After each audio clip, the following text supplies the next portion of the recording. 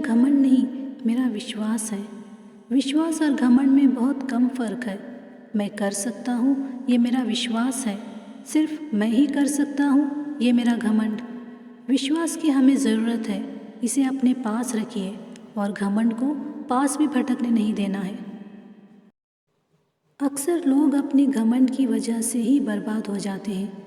ऐसे लोग अपने ऊपर यकीन से ज़्यादा अपने ईगो को इम्पोर्टेंस देते हैं।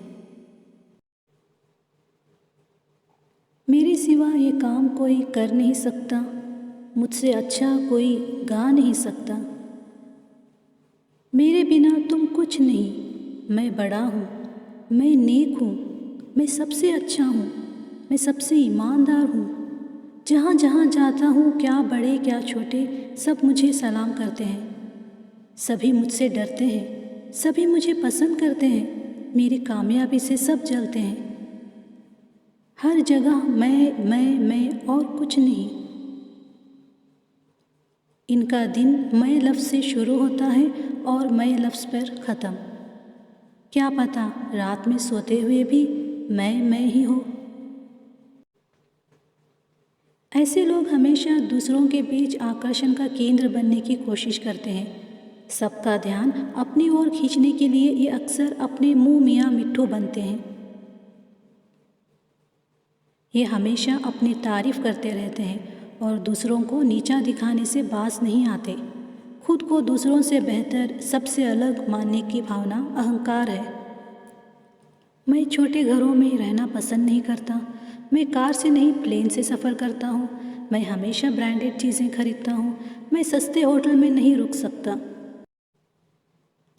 कभी भाषा के नाम पर, कभी रुपये पैसे के ज़रिए, कभी अपनी जॉब या लाइफस्टाइल के ज़रिए, कभी अपनी ताकत के ज़रिए अपना बड़प्पन दिखाने की कोशिश करना अहंकार के अलावा और कुछ नहीं है। ऐसे लोग हमेशा उन लोगों से ताल्लुक़ रखते हैं जो इनकी झूठी तारीफ़ करते हैं। अहंकार की वजह से ये लोग अच्छे लोगों से दूर हो जाते हैं और अच्छे लोग इनके बर्ताव से दूर रहना बेहतर समझते हैं। दोनों ही सूरतों में नुकसान सिर्फ अहंकारी लोगों का होता है। धीरे धीरे ये अपने दोस्तों से भी दूर हो जाते हैं। इनकी फैमिली लाइफ में भी बुरा असर पड़ता है। कभी कभी अपने आदतों की वजह से ये मजाक बन जाते हैं। झगड़ालू, ज़िद्दी, स्वार्थी, सेल्फ सेंटर्ड बन जाते हैं। सबसे दूर होकर खुद को अकेला कर लेते हैं। तनाव में रहने लगते हैं। डिप्रेशन के भी शिकार हो जाते हैं। अगर ऐसी मनोवृत्ति को सही समय पर नियंत्रित नहीं किया गया तो ये नार्सिसिस्टिक पर्सनालिटी डिसऑर्डर नामक मनोवैज्ञानिक समस्या का रूप धारण कर सकती है।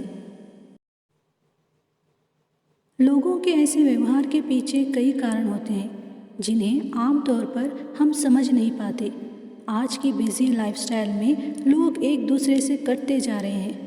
ऐसे में अकेलेपन से घिरा व्यक्ति धीरे धीरे नार्सिसिस्टिक पर्सनालिटी डिसऑर्डर का शिकार हो जाता है। क्या है ये नार्सिसिस्टिक पर्सनालिटी डिसऑर्डर? ये एक साइकोलॉजिकल डिसऑर्डर है जिसमें व्यक्ति सेल्फ सेंटर्ड हो जाता है। उसे खुद में ही सारा जहां नज़र आता है।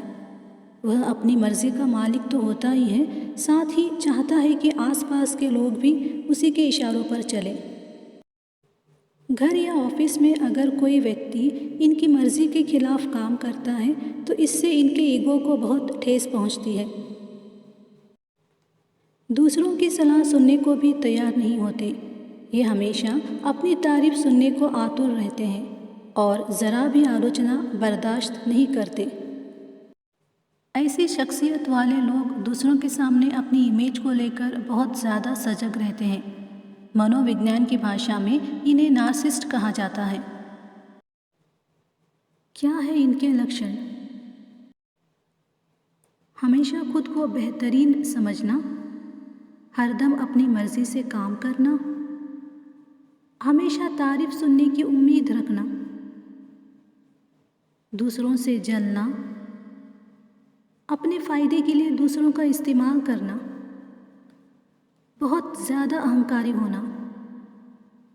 दूसरों से मदद लेना उनकी शान के खिलाफ होता है, ये सोचकर कि कहीं वो उस पर एहसान न जताए। दूसरी तरफ वो दूसरों की मदद करके जताने का मौका तो बिल्कुल हाथ से जाने नहीं देते। वो चाहते हैं कि हर कोई उनके सामने मजबूर बन के रहे। हमेशा अपने आप को दूसरों से कंपेयर करना, वो हर हाल में किसी से भी कम नहीं दिखना चाहते। हमेशा पैसे का, स्टेटस का, शोहरत, रुतबे का, ब्रांडेड कपड़ों का, हर छोटी से छोटी और बड़ी से बड़ी चीज़ का दिखावा करना। Science, history, art, literature, politics, cooking, fashion, ऐसी कोई भी फील्ड नहीं है जिनके बारे में उनको नॉलेज ना हो। उनका नज़रिया मैं सब कुछ जानता हूँ वाला होता है। आप बहुत कुछ जानते हैं लेकिन सब कुछ नहीं। हर बात पर बहस करना, और जब तक वो अपने आप को सही साबित नहीं करते तब तक चैन की सांस नहीं लेंगे। हमेशा नाखुश रहना, ज़्यादा से ज़्यादा पाने की लालच करना, जिस चीज़ की उनको ज़रूरत ना हो, अगर वही चीज़ किसी और के पास हो तो दिखावे के लिए ही सही उसे वो चाहिए होता है। इस प्रकार के सभी भाव अहंकार को ही दर्शाते हैं। जब हम सिर्फ अपने और अपने बारे में ही सोचते हैं तो दूसरों के बारे में सोचने का समय ही कहाँ होता है। ऐसे में हम हमारे आसपास के लोगों के बिहेवियर और उनके नज़रिए को इग्नोर कर देते हैं। कैसे बनते हैं नार्सिसिस्ट? इस डिसऑर्डर को पनपने में कम से कम 1 साल लगता है। तमाम तरह के जेनेटिक, सोशल और साइकोलॉजिकल कारणों से व्यक्ति इस अवस्था तक पहुंचता है। बचपन में परवरिश के दौरान अगर किसी को ज़रूरत से ज़्यादा प्यार मिले तो बड़े होने पर उसे यह समस्या हो सकती है। साथ ही ज़्यादा इग्नोर किए जाने पर भी ऐसा हो सकता है। किसी भी बात की अति हमेशा नुकसानदेह होती है। सही थेरेपी से इस अवस्था को नियंत्रित किया जा सकता है। इस बीमारी की जड़ हेरिडिटी में भी छिपी होती है। क्या है बचाव के तरीके? आमतौर पर बचपन से ही यह बिहेवियर अपनी जड़ें फैलाने लगती है। बच्चे को इससे बचाने के लिए उसके प्रति अपना व्यवहार संतुलित रखें। जब वह कोई अच्छा काम करे तो उसकी तारीफ ज़रूर करें, पर गलती होने पर उसे प्यार से समझाएं भी। हार और जीत दोनों को ही स्वीकार करने के साथ उसे दूसरे के प्रति सम्मानजनक रवैया रखना भी सिखाएं। अपनी गलतियों को स्वीकार करना, ज़रूरत हो तो दूसरों से सलाह मशवरा करना, उनकी मदद लेना भी सिखाएं। दूसरों के अच्छे कामों की तारीफ करना, उनसे सीखने और उनके एक्सपीरियंस से फ़ायदा उठाना।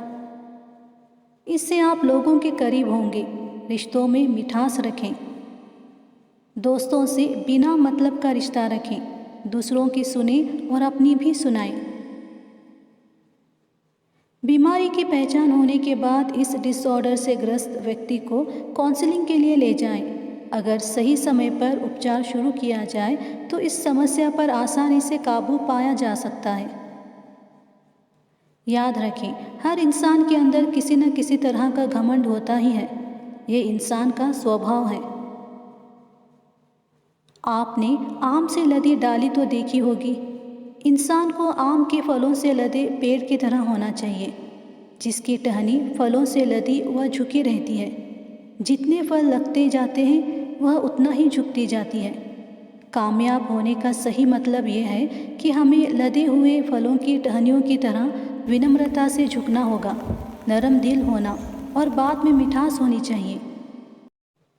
अहंकार को अपने दिमाग में घर करने ना दें, नहीं तो आपने जितनी जल्दी सफलता की सीढ़ियां चढ़ी हैं, आपको वहां से नीचे उतरने में देर नहीं लगेगी।